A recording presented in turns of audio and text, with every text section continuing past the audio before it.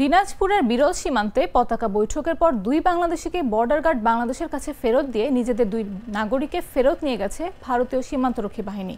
শুক্রবার রাত ৮টার পর বিজিবি বিএসএফ এর কমান্ডার পর্যায়ের বৈঠকে এই হস্তান্তর প্রক্রিয়া অনুষ্ঠিত হয়। এরপর বাংলাদেশি দুই নাগরিককে বিজিবি ক্যাম্পে নিয়ে আসা হয়।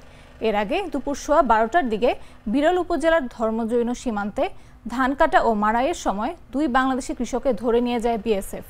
এই ঘটনার জেরে ভারতীয় দুই নাগরিককে আটক করে গ্রামবাসীরা। জানা যায়, দুপুরে সীমান্ত এলাকায় ধান কাটা মাড়াইয়ের কাজ করছিলেন স্থানীয় কৃষক এনামুল হোসেন ও তার ছেলে মাসুদ। এ সময় ৩২০ নম্বর মেইন পিলারের কাছাকাছি থেকে তাদের ধরে নিয়ে যায় বিএসএফ।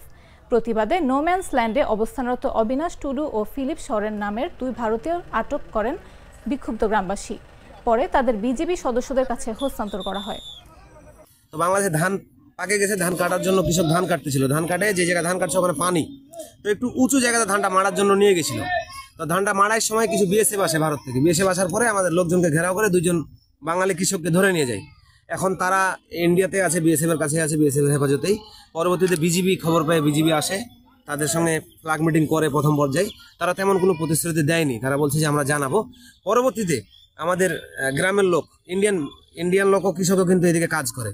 আমাদের গ্রামের লোক দুজন বাঙালিকে ধরে নিয়ে আসছে, তারা এখন এদিকে আছে। তাদের দুজন আমাদের কাছে, আমাদের দুজন তাদের কাছে আছে।